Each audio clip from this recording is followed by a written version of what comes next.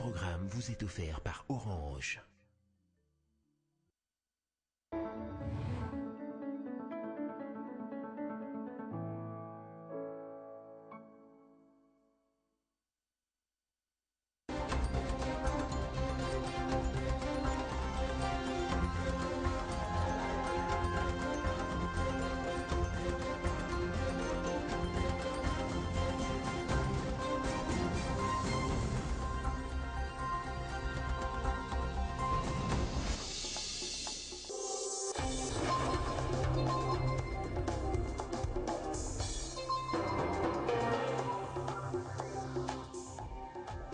Ouverture du 6e sommet ordinaire de la CIRGL ce mardi à Luanda en Angola. Cette année, l'accent est plus porté sur la démocratie et la stabilité dans la région des Grands Lacs. La RDC est représentée par son président Joseph Kabila. Célébration ce mardi 14 juin de la journée mondiale de don de sang sous le thème « Le sang, un lien universel ». Nous parlerons du Nord Kivu qui connaît une augmentation d'honneurs bénévoles comparativement à l'année passée, mais le centre provincial de transfusion sanguine fait face à de nombreuses difficultés pour la production du sang de qualité. Et puis la faculté de Polytechnique de l'Université de Kinshasa entre désormais dans l'histoire des grands établissements de Polytechnique en Afrique. Le gouvernement congolais vient de lui doter, grâce à un accord de financement obtenu de la Banque africaine de développement, des matériels de laboratoire de dernière génération. Une nouvelle édition du journal sur Télé 50. Bienvenue à tous à la une de l'actualité. Ouverture ce mardi à Luanda, en Angola, du 6e sommet ordinaire de la CIRGL. Cette année, l'accent est plus porté sur la démocratie et la stabilité dans la région des Grands Lacs. Les chefs d'État et de gouvernement multiplient les stratégies pour penser chacun les maux de son pays respectif et de la région des Grands Lacs. La RDC est représentée par son président Joseph Kabila. Ces travaux se sont déroulés sous l'égide d'Eduardo dos Santos, président angolais et président en exercice de la CIRGL. Ouvert ce mardi 14 juin à Luanda, c'est à cette même journée que le travaux du 6e sommet ordinaire de chefs d'État et de gouvernement de la CIRGL des Français clôturé. Pour cette année, le dirigeant de 12 pays que compte cette organisation se sont penchés sur l'accélération de la mise en œuvre effective du pacte et de ses protocoles pour une meilleure démocratie et stabilité dans la région de Grands Lacs. Un continent sans guerre, ni conflit et faim, une Afrique pacifiée, c'est possible et c'est le souhait collectif. Autre sujet évoqué, le dialogue politique national inclusif qui est en préparation en République démocratique du Congo, forum que les chefs de l'État angolais encouragent, saluant cette initiative prise par son homologue Joseph Kabila, présent à ces assises à la tête d'une forte délégation composée notamment du ministre Raymond Tshibanda des Affaires étrangères et François Mwamba, coordonnateur du mécanisme national de suivi. On prit également par active à ces travaux le président sud-africain Jacob Zuma, celui du Kenya Uhuru Kenyatta, le chef de l'État ougandais Yoweri Museveni et Denis Sassou Nguesso de la République du Congo. Et quant à la présidence tournante de la CIRGL, pour ce qui est de l'exercice 2016-2017, l'Angola a été reconduit. L'Assemblée nationale, le suspense demeure. Le nom du successeur de Timothée Kombo-Kissi au poste de deuxième vice-président du bureau de la Chambre basse du Parlement est attendu. À l'heure où je vous parle, la plénière consacrée au vote est au dépouillement des bulletins. En tout cas, 12 candidats, tous de l'UDPS et alliés, sont en lice. Jusque-là, le nom de Rémy Massamba semble être les plus cités à ces opérations de dépouillement. À suivre nos prochaines éditions pour connaître le nom du nouveau deuxième vice-président de l'Assemblée nationale. 4e conférence des gouverneurs de province de la RDC dans le Haut-Katanga. 2e jour des travaux ce mardi. Les participants sont regroupés en commission des problèmes sérieux qui minent le fonctionnement des provinces du pays. Les travaux en commission se tiennent jusqu'à la clôture de ces assises prévues mercredi 15 juin. Et chaque gouverneur devra présenter les états de besoin de leur province. Le récit de Claude Beringanine. C'est une conférence qui s'est ouverte dans une ambiance toute particulière, sous la direction du président de la République, Joseph Kabila. Des assises historiques qui marquent le passage effectif de la RDC de 11 à 26 provinces, mais aussi donner un coup d'accélérateur au projet de développement de ces nouvelles entités. Joseph Kabila a donné d'abord les orientations précises par rapport aux difficultés auxquelles se trouve confrontée la nation congolaise. Vient alors le tour de chaque gouverneur de faire son exposé sur non seulement les atouts de sa province, mais aussi les défis auxquels elle fait face. Ce mardi, depuis le début de la matinée, les travaux se tiennent en commission dans un débat houleux entre le gouvernement central et les provinces. C'est ici que plusieurs ministères interviennent dans différents domaines pour donner des réponses précises aux problèmes soulevés par les exécutifs provinciaux. Une fois les travaux en commission terminés, le gouvernement va donner son avis avant le discours de clôture du chef de l'État et le communiqué final. On reste dans le Haut-Katanga pour parler cette fois de l'inauguration du labo psycho-chimique de Luisha Bungu. La ministre de Commerce a inauguré ce mardi 14 juin le laboratoire de l'ECC Likasi. Il est équipé des plateaux de haute technologie et d'une capacité de 10 000 échantillons le mois. C'est cette hymne nationale du Congo démocratique qui ouvre la cérémonie d'inauguration du laboratoire physico-chimique et environnemental de l'OCC Agence de Likasi dans la province du Haut-Katanga. L'administrateur du territoire des Kambov donne d'abord la carte postale du territoire où est construit ce laboratoire, précisément à Luisha Bungu, et vient le moment de présenter l'ouvrage par le directeur provincial de l'OCC Katanga, Camille Ngwanda. Le laboratoire de Luisha Bungu est doté d'un plateau technique de haute technologie aux exigences internationales. Une inauguration qui donne le ton à la série d'inauguration des laboratoires de l'OCC à travers la RDC, annonce la directrice générale ad interim. Elle affirme aussi que c'est bien dans le cadre de la révolution de la modernité initiée par le chef de l'État. Il répond également et de manière précise à la préoccupation de son Excellence, Monsieur le Premier ministre. Des ciseaux à la main, la ministre nationale du Commerce extérieur coupe le ruban symbolique et lance les machines du laboratoire avant de passer à la visite guidée.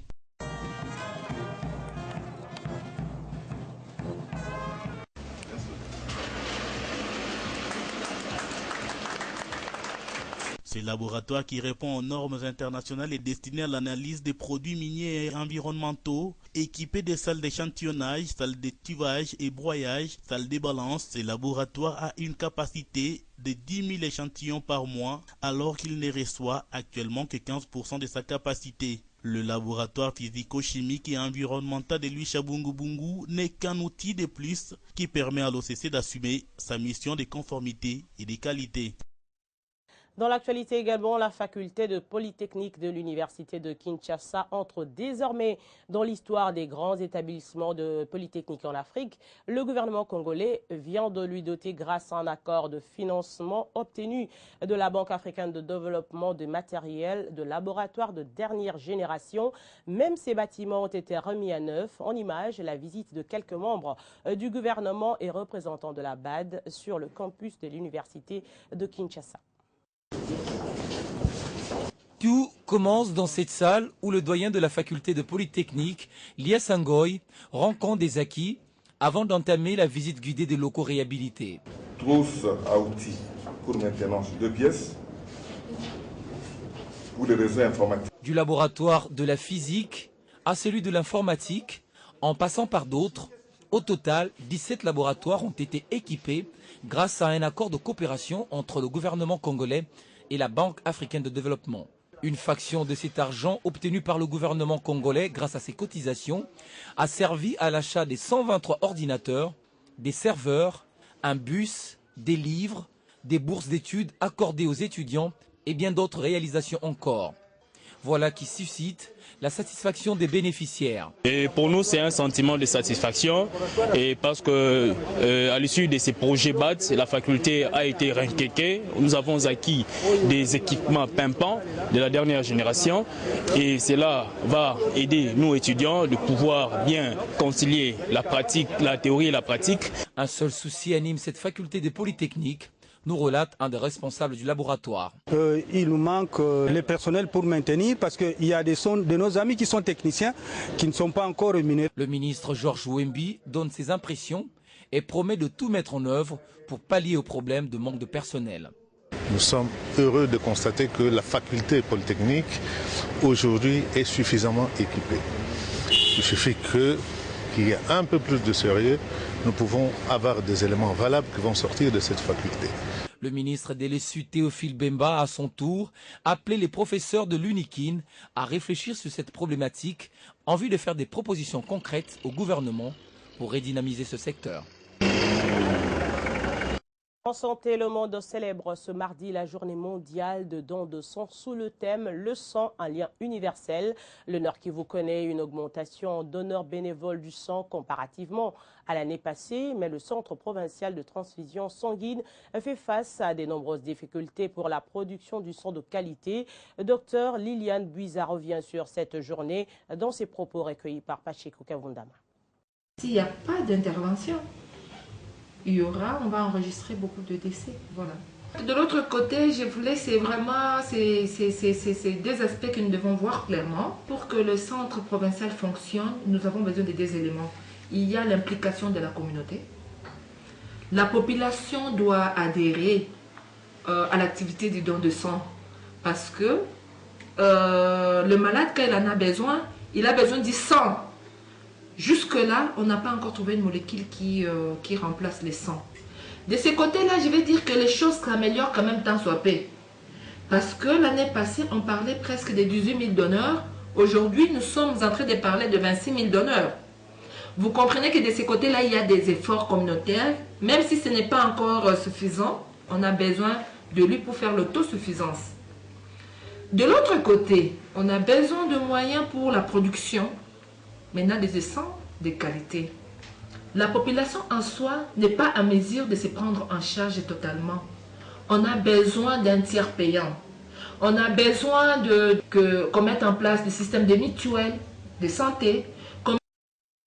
Nouvelle pour les Congolais, le drapeau de la RDC flottera désormais parmi les grandes nations de la paix. Le Conseil universel pour la paix des nations et continents a procédé au dévoilement du portrait de l'artiste musicien Papa Wemba au Panthéon de la paix. Papa Wemba reposera aux côtés de Nelson Mandela, le pape Jean-Paul II et autres grands penseurs et personnalités de la paix dans le monde. C'est au cours d'une cérémonie tenue à la Cité de la paix à Kinshasa, sous la direction de sa grandeur Dominique Kondempolo, ministre universel de la paix en présence de plusieurs personnalités et proches de Papa Wemba. On écoute tour à tour le secrétaire général du CULPAC, Daniel Santou, Biko et Riva Kalimazi, représentant de Papa Wemba au micro de John Kabessa. Aujourd'hui, nous avons privilégié notre pays pour monter ce drapeau national qui fait notre fierté pour que vous sachiez que la paix doit résider dans notre pays. Papa Wemba est un penseur universel pour la paix au niveau du CULPAC. D'ailleurs, on avait prévu sa cérémonie qui ça puisse se faire le 4 juin.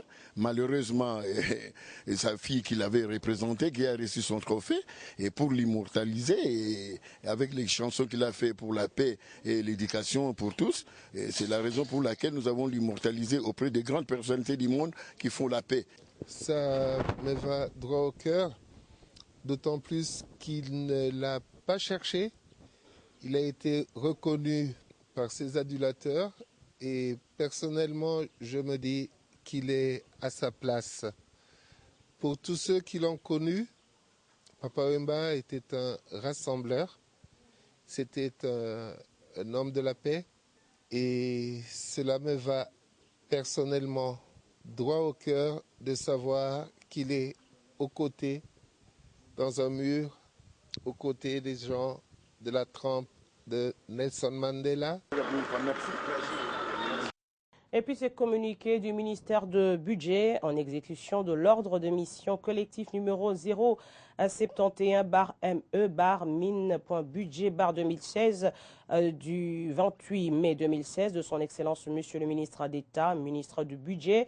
Il est demandé à tous les retraités de l'administration publique de passer dès l'audition de ce communiqué dans leurs maisons communales respectives pour se soumettre au contrôle physique auprès des missionnaires commis à cet effet, et ce avant le 23 juin 2016. Notez bien que chacun daigne se munir de son dossier complet, et c'est signé Ernestine Nyuka Kaiba, vice-ministre. Fin de ce journal, place au rappel du titre.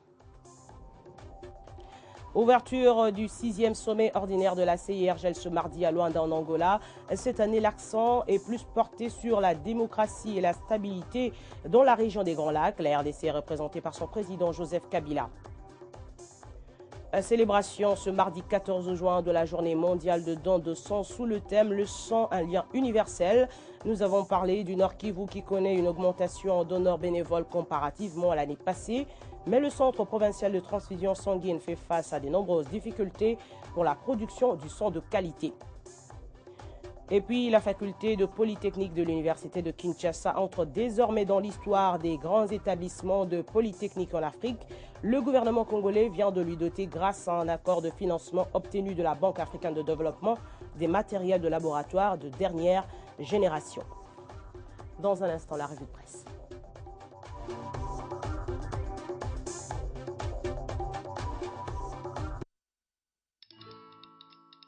Dans la vie, nous avons tous des rêves,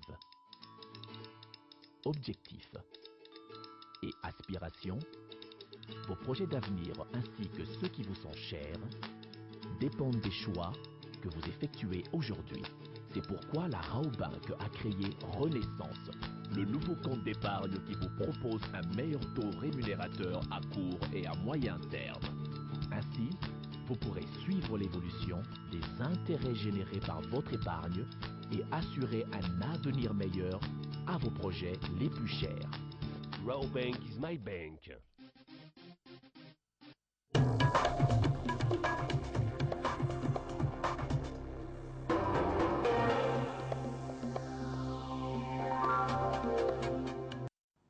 Et grâce à Lambo vient de nous rejoindre pour la lecture de journaux parus à Kinshasa, mais également à l'actualité et sur le net. Bonsoir et bienvenue. Bonsoir Arlette. Alors, grâce à la une de votre revue de presse, la conférence des gouverneurs.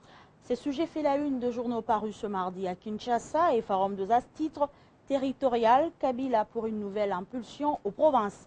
Le rédacteur de cet article constate qu'à 11 ou à 26, l'équation pour nos provinces reste invariablement la même dans ce pays aux dimensions sous-continentales.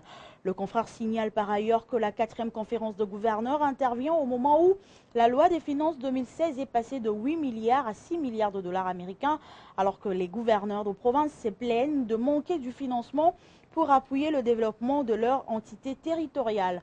Conférence des gouverneurs, la prospérité, on parle aussi Arlette. Ce journal note que les problèmes sérieux qui minent le fonctionnement de provinces du pays y sont traités.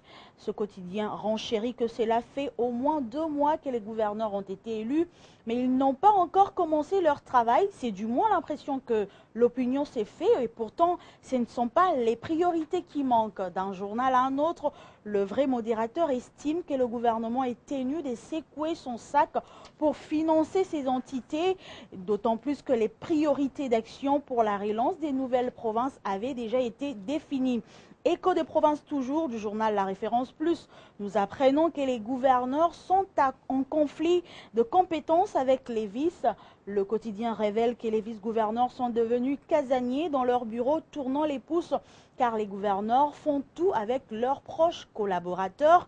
Pourtant, il existe dans la loi des attributions propres aux uns et aux autres. La Référence Plus conclut que le chef de l'État et le Premier ministre ont encore du pain sur la planche pour ramener les brebis galeuses sur la voie de la raison.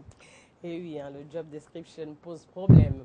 Et jetons un coup d'œil sur la toile, RFI en ligne n'a pas actualisé grâce. Tout à fait Arlette, ça arrive aussi en France. RFI en ligne n'a pas actualisé en raison d'un mot d'ordre de grève nationale. Les antennes de RFI et la réactualisation du site de Radio France Internationale ont été perturbées ce mardi. Alors que le championnat d'Europe a débuté, les anti-lois de travail ne décollèrent pas. Le monde entier est sidéré de voir le désordre, la violence des policiers attaqués dans les rues et un gouvernement qui se montre totalement impuissant. Pour plusieurs observateurs, c'est un très mauvais coup porté à la crédibilité de la France. Ah oui, il n'y a pas que chez les autres où ça brûle. La grève continue et persiste en France. Il y a lieu de le dire. On se quitte avec la France pour les États-Unis. Présidentielle américaine, jour J-146. À quelques jours de la présidentielle aux États-Unis, le monde parle de la nouvelle offensive de Donald Trump contre la presse. Le candidat président n'aime pas les critiques de la presse. Il accuse notamment les journalistes du Washington Post d'écrire de fausses informations, les empêchant ainsi d'accéder aux zones réservées à la presse dans le cadre de sa campagne pour l'élection présidentielle du 8 novembre. Mais le site du journal Le Monde est tel que la décision de Donald Trump de suspendre les accès presse du Washington Post n'est rien moins qu'un rejet du rôle joué par une presse libre et indépendante. Présidentielle aux États-Unis toujours, France 24 constate que la tuerie d'Orlando bouleverse la campagne présidentielle. Chacun dans son style, les deux candidats à la présidentielle américaine ont réagi à l'attentat d'Orlando. À 5 mois du scrutin, la tuerie pourrait rebattre les cartes de la campagne, mais difficile de dire qui en profitera électoralement. On doit retenir que la presse, elle est libre et la liberté de la presse, il faudra la respecter. Tout à fait. Merci, Grâce à l'amour. Merci Arlette Boutella. Voilà qui met fin complètement à ce journal. Merci de l'avoir suivi. L'info est en continu sur télé50.com et sur 50 la radio. À très bientôt.